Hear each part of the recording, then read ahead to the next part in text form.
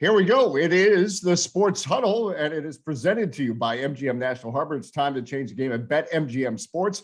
I'm Dave Johnson with Rob Woodfork, Dave Preston, and also George Wallace.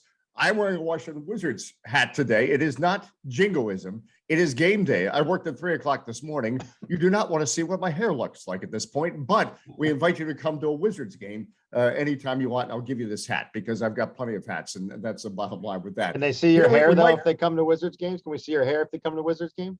There we go. See, it's terrible. I didn't get a chance to perfectly coif it. I didn't know today was hat day. We should do that one day. Hat day. We should do hat day. We should have. People are asking for it. The fans want it. The fans want it. Yeah, tweet us what hats you'd like to see on the Washington Sports Huddle. Hey, there's rumor the NFL playoffs are going on. Eventually, we might get a couple close games. I guess we did have two over the weekend, but the big disappointment was that Bills Patriots. I was so psyched to see the Bills Patriots. Yeah. By the time I got to that game at halftime, it had been over since the opening kickoff. But anyway, that brings us to our topic this week. As we look at the playoffs and as we stargaze to the future, how do we think it applies to the Washington football team? What player, what type of play style, et cetera, do we think Washington football teams needs to be not only back in the playoffs, which they were last year, but also to make some noise in the playoffs? With that, he wrote a wonderful column on WTOP.com. He always does. Rob Woodfork will give you the floor first. Well, and actually it was on WTOP.com, our good friends at NBC Sports Washington. The thing I'd like to see, because you saw the 49ers with Deebo Samuel, and they've been doing this all year. And Deebo Samuel was actually on my fantasy team this year, by the way, so huge. But just that dual threat, and that's what we were supposed to get with Curtis Samuel, no relation. But I would like to see Curtis Samuel do that Deebo Samuel role here in Washington, and certainly, especially if they are not able to get that long-term solution at quarterback this offseason, you're going to need as many unconventional ways to produce offense as possible, and Curtis Samuel could be that. Now, obviously, he's got to stay healthy. Obviously, he's got to stay on the field, which was something that he could not do in 2021. But that to me is the thing that I saw over the weekend that I think Washington desperately needs. Okay, Dave Preston. I think. Wait a minute, stop. Yeah, you still have your Christmas tree up. Yeah. It's not February yet. I actually put on the lights today. That. I put on the lights. I even put on the lights of the commemorative Calvin Coolidge presidential ornament from the White House Association. So, right. By the way, at least you're not bringing in video for presidents. Not only do we need a hat day, but we also need to have people submit what day should Dave Preston take down his tree, or do we take bets on how long this will go? Super Bowl Sunday. It's always been the week before the Super Bowl or Super Bowl Sunday at the very latest. But what I think I gleaned from this past weekend is just how good the offenses are in the NFL. And stop shaking your head. It's amazing how, yes, Washington is doing the right thing. Ron Rivera is bringing a certain discipline that maybe was not there. He's building a roster that was strong up top, but very thin from players maybe 15 to 45.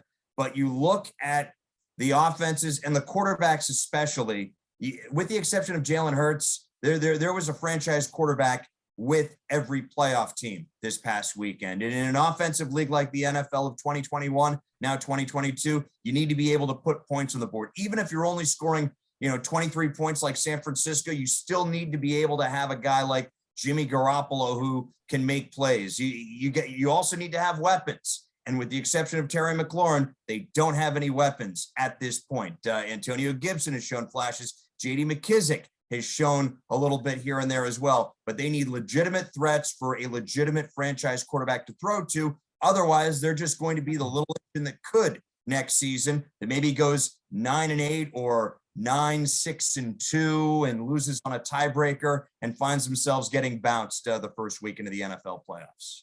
All right, George Wallace. Too good. All right. Well, it kind of took my direction there. Look at just go down the list. Patrick Mahomes, Aaron Rodgers, Tom Brady, Joe Burrow. Who else am I missing? It goes on and on. The quarterback. That is the main theme of Josh Allen. Main theme of the divisional round of the playoffs. The quarterbacks, franchise quarterbacks that are left. Yes, this team needs a few weapons here and there, but look, they've got weapons with McLaurin. Hopefully Curtis Samuel comes back. Logan Thomas is going to come back healthy. Hopefully, Antonio Gibson, JD McKissick, as Dave just mentioned, the weapons are there. You need the one final piece in the quarterback to make this team that much more competitive. And that's it. That is it. I mean, they've done everything else and got pieces in place. Of course, you can always have more depth. Fine. But that is where you need to go all in. That is the one thing that is missing. And the more and more I think over this past week, the more and more I think they're going to go crazy and they're going to go after a veteran quarterback. Also with the draft, but I think they're going to go all in on somebody because they realize that this is the time. Time's ticking. You got to go. You got to go now. And to emphasize that, there you look at the league 20 years ago. You had Trent Dilfer, you had Cordell Stewart making deep runs, getting to conference championship games. There are no Trent Dilfers remaining in the playoff. There are no Cordell Stewarts, and we're at the divisional playoff level.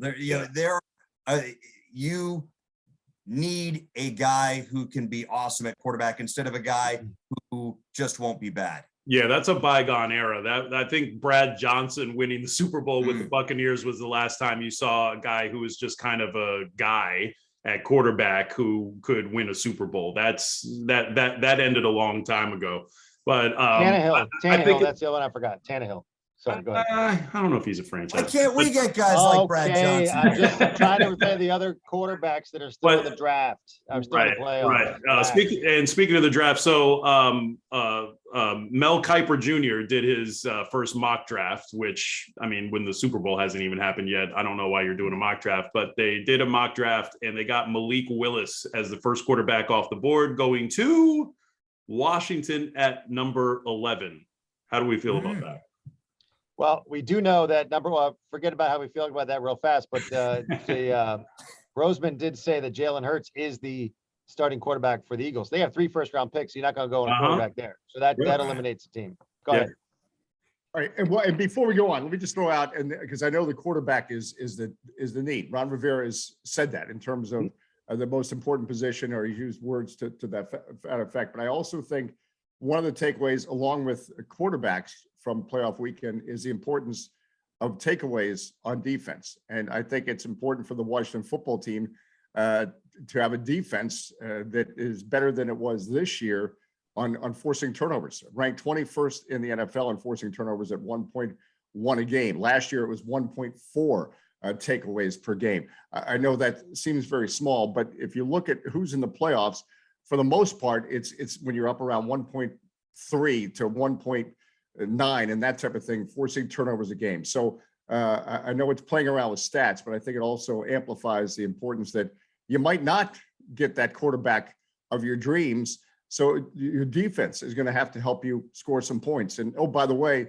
as much as the Rams scored a boatload of points on Monday night, the defense for the Rams was also part of the story. So I think it remains a focus that, it doesn't change that you need that quarterback to really get to the elite level in the NFL, but you need a complementary defense that's going to force turnovers and help that quarterback or whoever score some points, because that often separates the teams that are in the playoffs and separates teams that how far they will go in the playoffs. But also they have to be fundamentally sound on defense too, because I think Dallas is a great example of a team that took the ball away to the point defensively that we thought that they had a good defense, and their defense was not good if you took away the turnovers. And turnovers are, I don't want to say they're fluky, but that's something that you can't necessarily plan for. It's like sometimes those come and sometimes they don't. So when they don't, you got to be playing some good, fundamentally sound defense. And real quick, guys, the thing that I'm worried about this offseason is the offensive line, which I feel like I said last year. And with Charles Leno played a lot better than I think some people thought that he would. But I'm afraid that if you lose Brandon Sheriff, then you have you've got a hole there now that is, I mean, he's a team captain of that offensive line. He's the best player objectively on that offensive line. So, you lose him, then what are you doing on the offensive line? You can see that unit take a step back in 2022 if you don't have an adequate plan to build that up. You're right about that. And look, as much as we talk about quarterback, it still remains that you don't want to get over unless it's game over unless you have an offensive line that can not only protect whoever that quarterback is, but help you establish the run game, because that's been established that if you can't do that, that's going to be a nightmare for that special quarterback. Just look what happened in Chicago. I mean, they got their franchise quarterback, and I think he would have had a much better season if he wasn't running for his life every single snap. I mean, that was the worst offensive line in football last year. One thing on the defense, talk about, I think, and you heard Rivera mention multiple times, or he hinted at it, that this team read a lot of their press clippings before the season. They got off to a pretty bad start. I would expect a different kind of start next year from this defense. Whoever's on the field, whoever's still here and back or whatever, but I would expect a different start next year, because number one, Jack Del Rio is coming back, but I mean, he has to improve, and this whole defense has to improve. So I would expect a better start. And to Rob's point, I understand you don't coach turnovers necessarily. It's not like right. saying, well, guys, we got to get 3 interceptions today or we're not going to win this game. But I do believe it plays into the role of to have a fundamentally sound defense. Turnovers, will then happen. Takeaways will then happen because they often say, luck is the intersection of preparation and hard work. Mm-hmm. And I think, less reading of clippings and more focus on the playbook for the Washington defense, because they have the talent. I think that'll make a difference. And I was also just trying to play along with our subject and not come up with the easy answer quarterback and not steal Rob Woodfork's answer as well. So this was a hard game to play this week, Dave Preston. Well, and the thing is, but you don't have your tree still, gentlemen. The thing is, whoever plays quarterback for this team next year, it's a lot easier when you get the ball 1st and 10 at their 40 or at midfield than at your 20 or your 10. We've seen Washington teams in the past that haven't generated any takeaways, and they've had to ask Kirk Cousins go 80, 90 yards, or whomever has been, even competent quarterbacks. It's much easier with a much shorter field. And I think don't mention that name. Last couple of years with very average quarterbacking. Okay.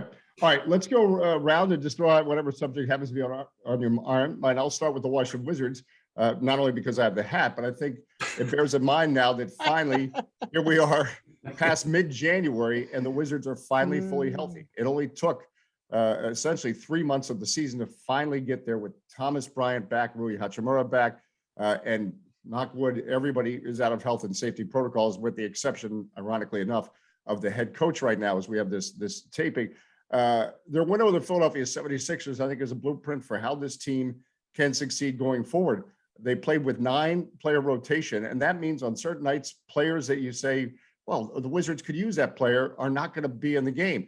The classic example on Monday against Philadelphia 76ers, Denny Avdia basically didn't get in until the final couple of minutes. That was no knock on Denny Avdia, but there are only so many minutes. So it's going to be situational. It's going to be based on game, which, look, situational is what the NBA is all about now as we talk about a positionless league. So the identity, as Bradley Beal mentioned, has to remain strong, physical on defense. That has to be consistent, and they can't change from that. But the exciting thing now for this Wizards team is how do they want to play on offense? Because they have so many options, and that's where it can become situational. Do you want to play at a faster pace and Thomas Bryant is out there more? Or do you want to have more of a post presence with Daniel Gafford out there more? So it's a team right now with a mind-numbing list of options, and it's a good problem to have. Now, it is a problem because, as Bradley Beal said, they're going to have to figure it out, and the coaches are going to have to figure it out. But there are a lot of toys in the chest, if you will, or whatever metaphor you want to use. I cannot remember going down a list of 12 or 13 players on a Wizards roster, and you can point to, we got to the Davis Bertans is like the 12th player on the list of players that can contribute to this team. And that's not always been the case in recent years. In fact, really has never been the case that I can remember. And didn't Beal say this was the deepest they've been since that 2017 playoff team. I think that's what he said. And also it keeps the guys fresher too, is, you get to the playoffs and especially when you have those teams that are very top heavy, guys playing a lot of minutes for a lot of games, and the Wizards could go into the playoffs, assuming they get there. Wizards could go into the playoffs one of the freshest teams. So that is to their benefit, but it does put a lot of pressure on Wes Unseld Jr. to pull the right strings and to come up with the right combinations against the right teams and all of that. So it does put a lot on his plate from a strategery standpoint, but yeah, I mean, they're certainly fun to watch, and for me, I mean, just watching this team is just it's been a blast so far. And the exciting Dave, thing. mention. Oh, go ahead. I'm sorry. I was to say that they does this more closely represent what the team that started 10-3. There's a lot of talk about that the other day, but also, do you worry? Number one, okay, you got the trade deadline coming up. You are this deep. At what point? How does Tommy Shepard decide which way to go there? Number one. Number two, it is a problem. And how, do you worry about it taking a while to get the combinations, assuming, of course, knock on wood, everybody stays healthy, to get everybody kind of in that flow in the direction that you want to go, midway through this season? Well, I think a couple of things to Rob's point, or everyone's point. It is a problem, but it's not a surprise. This was a message in training camp, and Wes Unseld, Bradley Beal shared it. Wes Unseld shared with the players that this is, when we get fully healthy, the way it's going to be. And he expects players to be mad at him because he wants players mad because they're not getting playing time. True. He doesn't want players on the team that are cool with, well, you know what, I got the best seat in the house and I'm getting paid. He wants players mad because they're not getting playing time and they're going to have to earn it. And that's where the team has a real chance. And I've seen this firsthand. It's human nature. We've all seen it firsthand. A team is better when everybody is really pushing and fighting and scratching for the playoff time or playing time. When you have a situation where guys know, well, he's got to use me, they can be the most professional player in the world, but they just won't have that edge. So this team has a real chance to have an edge in practice because guys are going to have to battle for playing time. And the other thing, as we approach the trade deadline, and I'm getting here on my phone all the time, what are the Wizards going to do? And I really don't know. And NBA trades are so hard to predict and figure out because it's salaries, it's what's the motivation behind the trade, when does a certain player's contract expire, and who are you trading for. But the exciting thing is Tommy Shepard's proven that he knows how to make trades in the NBA, and he has options. And again, options to make this team better, not only now, but also going forward. So I really don't. I mean, Bradley Beal can point to that 2017 team as being the deepest he remembers, and it was. But this is also deep with young talent, and I think that's also makes them not only an attractive team to watch, but an attractive team to potentially be a trade partner. Yeah, and also there's Tommy Shepard. Yeah, no, go ahead, Dave. Usually, when you trade a superstar like a Russell Westbrook, you're trading $1 for 10 dimes or something like that. The value that you get back, it makes sense on some level, but doesn't make sense on the court. You look at the guys who he brought in, energy guys who they're not necessarily taking over the face of the franchise from Bradley Beal, but Kyle Kuzma has had, incredible games. Montrezl Harrell, Spencer Dinwiddie. These are guys, it's as though they traded $1 for three 75-cent pieces. And Tommy Shepard really got the better of the Lakers on that trade. And, it's comforting after a decade of deals that we saw another general manager make that didn't seem to work out as well in the Wizards' favor. It's encouraging to see this type of roster construction and this type of team growth under Shepard. Do you worry, Dave, Kyle Kuzma is the poster for what this team is all about. Yeah. It's guys coming here and saying, I'll show you. I'll show you. I'm giving an opportunity now. I'm not playing in the shadow of LeBron or whoever.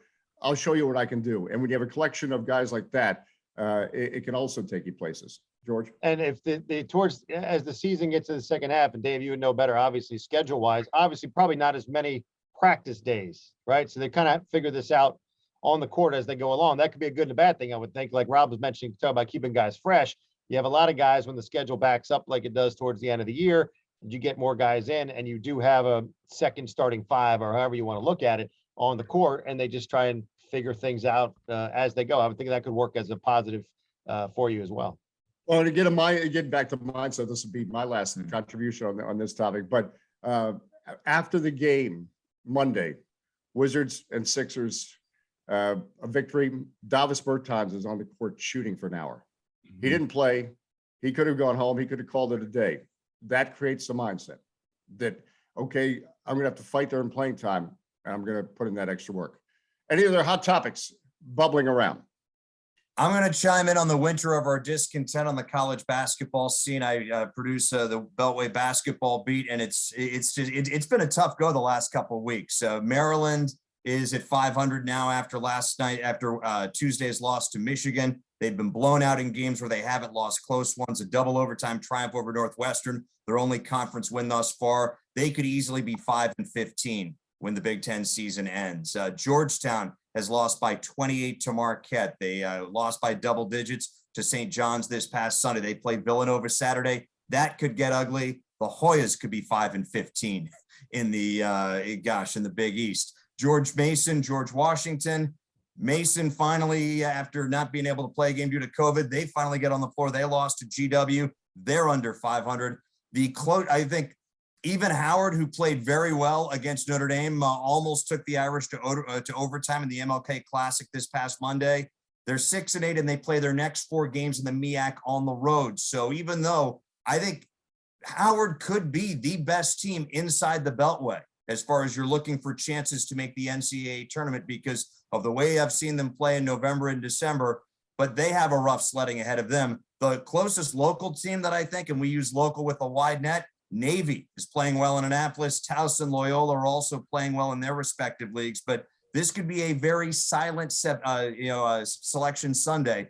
We've had a handful of those in the past where we've only had one school make it from this general area. We could get shut out because the Navy, Loyola, and Towson all play in leagues where you have to win your conference championship to get to the big dance. So we could have a very cold winter. All right. And by the way, along those topics, hats off, I guess I should say, to Notre Dame for showing up in Washington, D.C. to play that game against Howard, because it was wiped out a year earlier because, unfortunately, of COVID. And Mike Bray, the head coach of Notre Dame, when he was asked, he said, no problem, we'll come back the next year. And he just applauded the atmosphere at the Burr, and he encouraged other schools to make it a yearly tradition. He says Howard gave him such a tough time. He doesn't want to come next year and play Howard, but he does want to come back. But he encouraged other schools to do that. And I think that's an important thing that Notre Dame should get a shout out for doing that, but also it amplifies what they are trying to do at Howard. They're truly trying to make that program more a part of the city's fabric, as much as we're always talking about Maryland and Georgetown. So there's quite a story, I believe, going on at Howard. Yeah, and a couple things too about Howard. Yeah, Kenny Blakeney is doing a fantastic job there. I've maintained that for whatever reason, things just haven't come together for that program under Kevin Nickelberry previously and other coaches this century. I've thought that Howard is a potential sleeping giant because you're in the DMV, you're in the district, and you have so much talent that you can draw in. And Bird Gymnasium, if you haven't been there, get there, because that is a fun place to watch a college basketball game. And if Howard gets good, that is going to be a nightmare for other MEAC teams to go in and play at.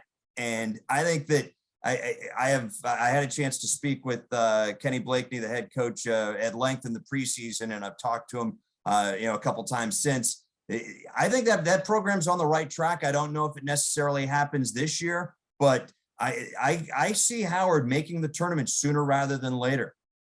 Well, no, Blakeney, correct me if I'm wrong, I've heard him make the comments that, he wants the Burr Gymnasium to be a place for urban professionals to come and socialize and cheer on basketball. He's got big plans for really putting that Howard team in a bigger part of the spotlight. I was about to say on a national track. It's hard to do for any school, HBC or otherwise, at that level of conference, but that's what he's striving for. And unless you try for that, you don't know what you're going to achieve. And, we talk about this center. There's been some good coaches and good guys. I knew Butch Beard who came back to coach Howard. I'm trying to remember now how many years ago that's been. But so it's not an easy challenge, but he's got a big vision and obviously connections with, certain programs like Notre Dame, that you bring a high profile school like that, that helps. That helps attract attention. Like, wow, Notre Dame or whatever school is in town. And also, two things will raise the profile of these HBCU schools. And that's number one, playing teams that are recognizable on a national level, like a Notre Dame, who was actually playing at an HBCU for the first time in their program's history. And the other thing is getting big name recruits. And we're starting to see both of those things come to fruition now with Howard and some of these other HBCUs, and especially in football with what Deion Sanders has been doing at Jackson State. And the key word there is play at these schools. The Correct. Notre Dame comes, because the Howard and any mid-level program like that, they've gone on the road for the paycheck at whatever school, and that's understandable because that's what drives it. But that's not going to drive the attention. And also to Mike Bray's point, the Notre Dame coach, that it's good for his school.